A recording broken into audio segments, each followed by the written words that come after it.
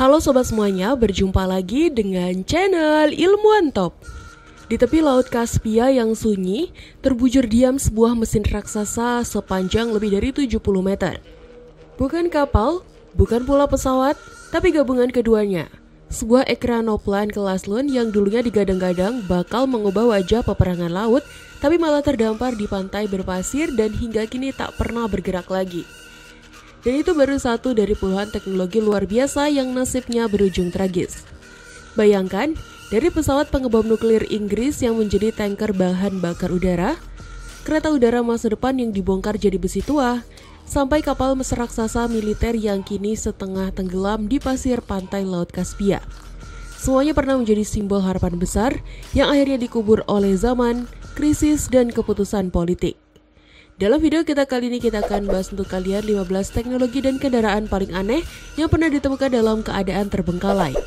Tak masuk akal jika melihat betapa majunya mereka saat pertama kali diciptakan. Tapi sebelum masuk ke inti video, seperti biasa kita ingetin kalian jangan lupa like dan subscribe supaya channel sederhana ini tetap bisa memberikan manfaat kepada semua orang. Handley Page Victor. Pesawat ini merupakan bagian dari trio V-Bomber Inggris, yaitu armada pembom strategis yang dibangun untuk menghadapi ancaman Perang Dingin. Saat pertama kali terbang di akhir tahun 1952, Victor langsung menunjukkan taringnya sebagai salah satu pesawat paling canggih dalam sejarah militer Inggris. Victor dirancang untuk menyusup jauh di wilayah musuh dengan membawa senjata nuklir dan melakukannya dari ketinggian sangat tinggi untuk menghindari radar. Namun strategi ini berubah drastis di tahun 1960-an ketika sistem pertahanan udara menjadi lebih canggih. Inggris memutuskan agar Victor mulai terbang rendah untuk menghindari deteksi. Sayangnya tekanan yang terus-menerus menghantam struktur pesawat saat terbang rendah justru memicu retakan di beberapa bagian penting. Retakan akibat kelelahan logam ini menjadi peringatan serius. Meski begitu, Victor tidak langsung dipensiunkan, sebaliknya pesawat ini justru diberi tugas baru yang sangat vital. Daripada membiarkannya jadi rongsokan, Victor dimodifikasi menjadi pesawat tanker pengisian bahan bakar di udara. Saat konflik besar meletus, seperti Perang Falklands tahun 1982 dan Perang Teluk 1991, Victor lah yang berada di belakang layar, memastikan semua pesawat tempur bisa menempuh jarak jauh tanpa perlu mendarat. Ia terbang di udara lebih dulu membawa cadangan bahan bakar, lalu menyuplai langsung ke pesawat tempur lainnya di tengah misi. Akhirnya setelah 4 dekade mengabdi, Victor resmi pensiun pada tahun 1993. Pesawat Rel Benny. Pada masa ketika kereta api masih menjadi raja transportasi darat, seorang penemu asal Skotlandia bernama George Benny muncul membawa ide yang terdengar seperti datang dari masa depan. Ia ingin menciptakan moda transportasi yang tidak hanya cepat, tapi juga bebas dari kemacetan di rel bawah. Maka, lahirlah Benny Railplane, kereta udara eksperimental yang menggantung di rel atas dan digerakkan bukan oleh roda atau tenaga uap, melainkan oleh baling-baling layaknya pesawat terbang. Prototipe pertama dibangun pada tahun 1929 di kota kecil Milngavie, dekat Glasgow. Jalurnya tidak panjang, hanya sekitar 130 yard, tetapi cukup untuk membuat para tamu uji coba terkesima. Railplane meluncur dengan suara nyaris tak terdengar, tak ada dentuman roda logam, tak ada asap, dan hampir tak ada getaran. Beberapa penumpang bahkan baru menyadari kereta itu berjalan setelah melihat pemandangan di luar jendela mulai bergerak perlahan. George Benny memperkirakan bahwa dengan sistem ini, perjalanan dari Glasgow ke Edinburgh yang biasanya makan waktu lebih dari 1 jam bisa ditempuh hanya dalam 20 menit. Tapi seberapapun futuristik visinya, industri transportasi saat itu belum siap menerimanya. Para investor menolak mentah-mentah, sebagian karena takut Railplane akan mengacaukan dominasi bisnis kereta konvensional yang sudah mapan. Akibatnya proyek Benny pun terhenti. Ia terlilit utang dan akhirnya bangkrut di tahun 1937. Prototipe Railplane yang dulu menjadi simbol masa depan akhirnya dibongkar dan dijual sebagai besi tua pada 1956. Terowongan kereta bawah tanah Leech. Di bawah tanah kota Leech, Belgia, tersembunyi sebuah rahasia yang tak banyak orang tahu. Pada tahun 1970-an, kota ini pernah berambisi membangun jalur metro modern seperti yang ada di Paris atau Berlin. Pemerintah saat itu percaya bahwa moda transportasi bawah tanah bisa jadi solusi untuk mengatasi kemacetan dan mempercepat konektivitas antar wilayah di Liège. Terowongan pun mulai digali, stasiun dirancang, dan proyek pun bergulir dengan penuh semangat. Namun seiring waktu semangat itu meredup. Biaya membengkak, krisis ekonomi, dan perdebatan publik soal urgensi proyek ini membuat pembangunan berhenti di tengah jalan.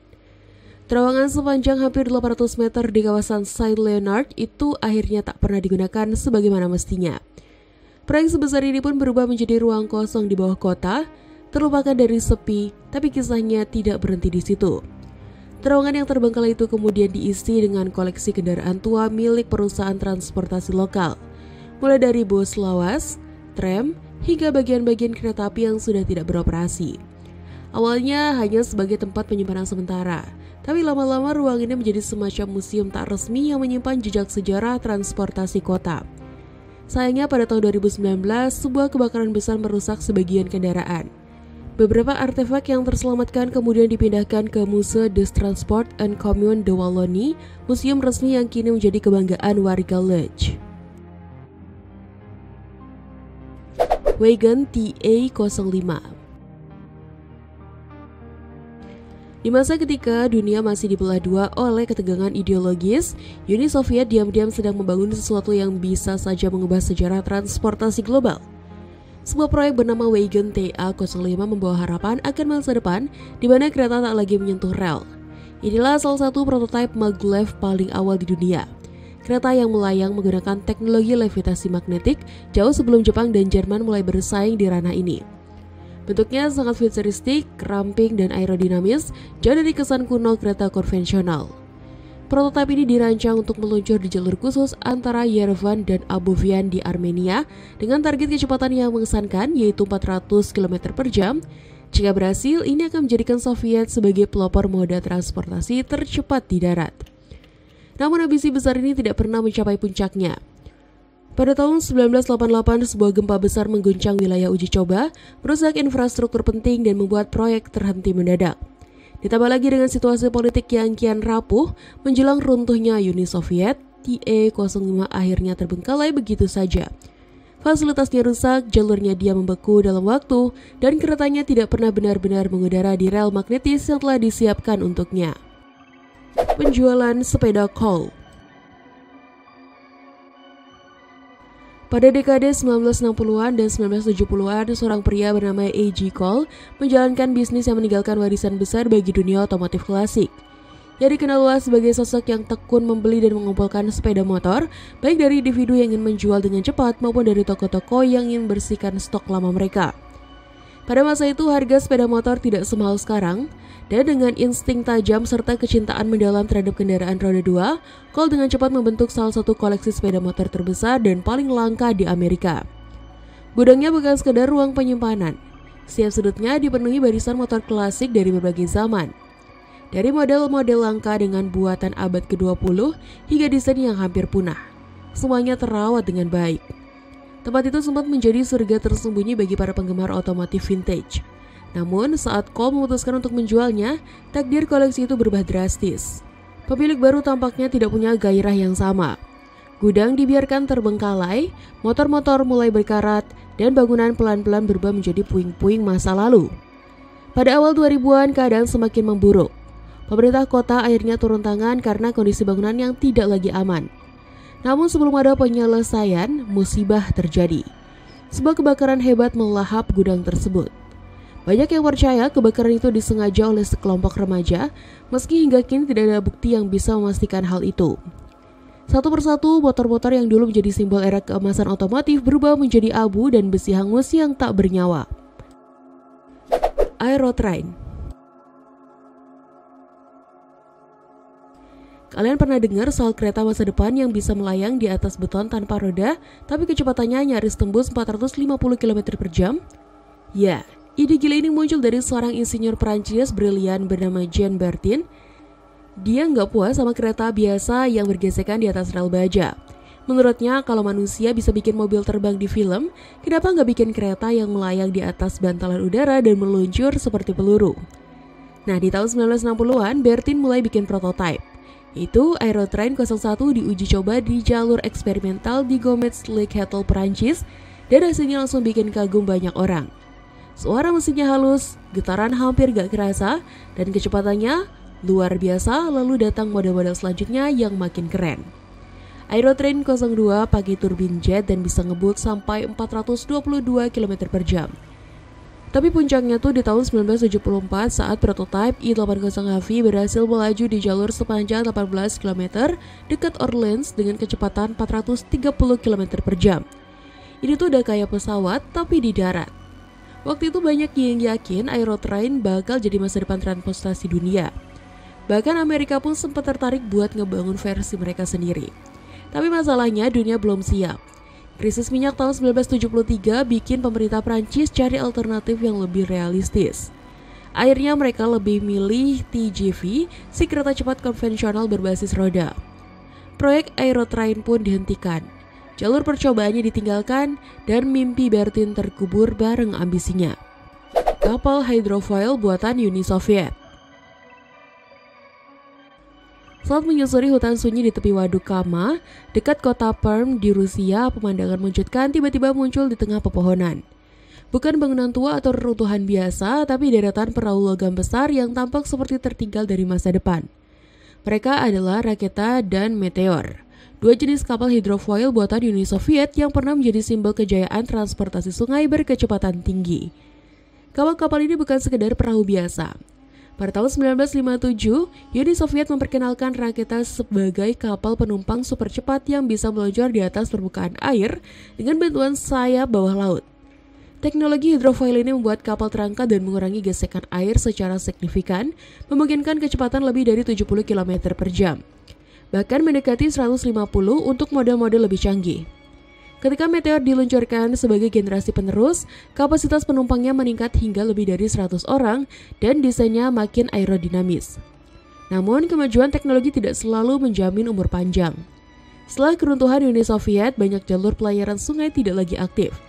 Dana untuk perawatan kapal semakin langka, dan akhirnya banyak dari Raketa dari Meteor ini dipensiunkan begitu saja. Sebagian besar dibiarkan terbengkalai di daratan, dikelilingi semak liar dan cuaca ekstrim yang perlahan-lahan mengikis keanggunannya.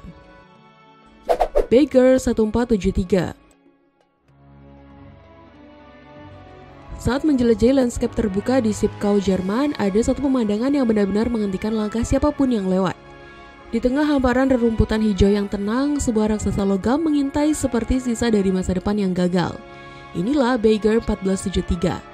Ekskavator tambang raksasa yang dulu dijuluki Blue Wonder, nama yang merujuk pada warna biru mencolok yang pernah melapisi tubuhnya.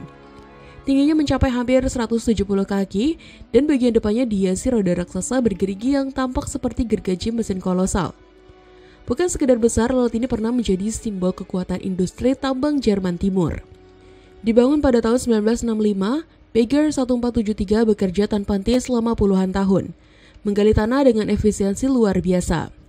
Setiap rotasi roda embernya bisa menyendok lebih dari 50 kaki kubik tanah. Bayangkan, hanya dalam 150 putaran saja, ia mampu mengeruk cukup tanah untuk mengisi kolam renang Olimpiade. Mekanismenya begitu mengesankan. Roda raksasa berputar, ember-ember menyendok tanah, lalu semuanya dipindahkan ke ban berjalan yang terus mengalirkan hasil tambang ke pusat pemrosesan. Mesin ini bukan hanya alat berat, tapi layaknya pabrik berjalan yang bergerak di atas trek logam seperti tank. Meski dengan kecepatan yang sangat lambat, hanya sekitar 20 kaki per menit. Pesawat hantu Islandia. Pantai Soleymasandur di selatan Islandia dikenal karena landscape-nya yang begitu asing dan memesona. Hamparan pasir hitam vulkanik terbentang luas sejauh mata memandang, menciptakan suasana sunyi dan nyaris tak tersentuh. Namun di tengah landscape yang dramatis itu berdiri satu sosok yang tak terduga. Rangka pesawat militer yang telah ditinggalkan selama puluhan tahun. Inilah bangkai pesawat C-117D milik Angkatan Laut Amerika Serikat yang menjadi saksi dari insiden dramatis pada musim dingin tahun 1973. Pada 21 November tahun itu, pesawat kargo tersebut terpaksa melakukan pendaratan darurat setelah mengalami pembekuan mesin akibat cuaca ekstrim. Angin Arktik bertiup hingga 60 mil per jam dan suhu turun drastis ke titik beku yang membahayakan. Dalam kondisi yang nyaris mustahil, sang pilot berhasil mengendalikan pesawat hingga mendarat di tepi pantai. Ajaibnya, semua awak yang berada di dalamnya selamat tanpa luka sedikit pun. Setelah proses penyelamatan selesai, pihak militer melucuti seluruh bagian penting dari pesawat, meninggalkan hanya badan utama seberat 5 ton yang kemudian dibiarkan di sana. Selama bertahun-tahun bangkai pesawat itu terabaikan, perlahan dilapisi debu vulkanik dan diterpa cuaca ekstrim. Namun sejak kemunculannya dalam berbagai media sosial dan video musik, lokasi ini berubah drastis menjadi magnet wisata. Setiap hari, turis dari berbagai negara rela berjalan kaki sekitar 4 km menuju lokasi ini hanya untuk melihat langsung dan mengabadikan potongan sejarah yang kini berdiri sebagai instalasi alami di tengah padang pasir hitam. Kiska. Di sudut terpencil dunia, jauh di barat daya Alaska, tersembunyi sebuah pulau sepanjang 20 mil yang seolah tak tersentuh waktu. Pulau ini bernama Kiska, bagian dari kepulauan Aleutian yang sunyi dan misterius. Tidak ada jalan, tidak ada pemukiman, dan tak satu pun penghuni tetap. Tapi justru dalam keheningan itulah, Kiska menyimpan jejak sejarah yang mengejutkan. Sisa-sisa perang berkarat tersebar tenang di sepanjang garis pantainya. Jika kalian menelusuri pantai-pantai berbatu pulau ini, akan terlihat senjata anti pesawat tua, reruntuhan kapal logam, dan yang paling mencolok, bangkai kapal selam Jepang tipe A. Kapal selam mungil sepanjang sekitar 24 meter itu pernah dirancang untuk menjalankan misi rahasia, menyelinap ke perairan musuh dan menyerang secara diam-diam. Beberapa unit bahkan pernah digunakan dalam serangan terhadap Pearl Harbor. Namun, salah satunya kini tergeletak diam di Kiska sebagai peninggalan perang yang membisu. Kisah bagaimana kapal selam ini berada di Pulau Sunyi itu berakar dari babak yang jarang dibicarakan dalam buku-buku sejarah. Pada tahun 1942, pasukan Jepang berhasil menduduki Kiska dan membangun stasiun cuaca serta markas militer kecil di sana. Namun pendudukan ini tak berlangsung lama. Setahun kemudian, dalam sebuah operasi besar, pasukan Amerika dan Kanada bersiap merebut kembali pulau tersebut. Namun saat mereka mendarat, Kiska sudah ditinggalkan sepenuhnya. Jepang mundur secara diam-diam 2 minggu sebelumnya, meninggalkan peralatan perang yang mereka hancurkan sendiri agar tidak jatuh ke tangan musuh. Ekranoplan kelas Lun yang kesepian. Di tepi laut Kaspia yang sepi terdampar sebuah mesin raksasa yang pernah menjadi mimpi besar militer Soviet. Inilah satu-satunya Lun kelas ekranoplan yang pernah selesai dibangun. Kendaraan eksperimental sepanjang lebih dari 70 meter yang menggabungkan kecepatan jet tempur dengan kekuatan kapal perang. Diberi nama MD-160, kendaraan ini dirancang untuk meluncur di atas permukaan laut hanya beberapa meter dari air, memanfaatkan fenomena aerodinamika yang dikenal sebagai efek ground effect. Hal itu memungkinkan tubuh besar layar ini mengapung di atas bantal udara, tak terdeteksi radar dan bergerak dengan kecepatan mencapai 550 km per jam. Dirancang di masa ketika Perang Dingin mencapai puncaknya, MD-160 bukan sekedar kendaraan angkut. Ia adalah mesin perang yang dilengkapi 6 rudal anti kapal Moskit, menjadikannya ancaman cepat dan mematikan di wilayah perairan tertutup seperti Laut Kaspia. Namun seperti banyak proyek ambisius Soviet lainnya, rencana besar ini terhenti di tengah jalan. Setelah Uni Soviet runtuh, prototipe tunggal ini tidak lagi digunakan. Ia tertinggal di pangkalan militer Kaspisk, tidak aktif tetapi masih terawat. Pada Juli 2020, MD-160 kembali jadi perhatian ketika otoritas Rusia mencoba memindahkannya ke lokasi museum militer di kota Derban. Rencananya mesin ini akan menjadi ikon baru sejarah teknologi militer Soviet. Namun dalam perjalanan terjadi insiden. Kendaraan seberat lebih dari 260 ton itu terdampar di pantai berpasir. Usaha untuk menariknya gagal, dan selama berbulan-bulan ia tetap berada di sana, setengah tenggelam di pasir perlahan menjadi bagian dari landscape pantai. VVA-14. Kalau ngomongin era Perang Dingin, kita sering banget kebayang soal rudal, satelit, dan perlombaan ke luar angkasa.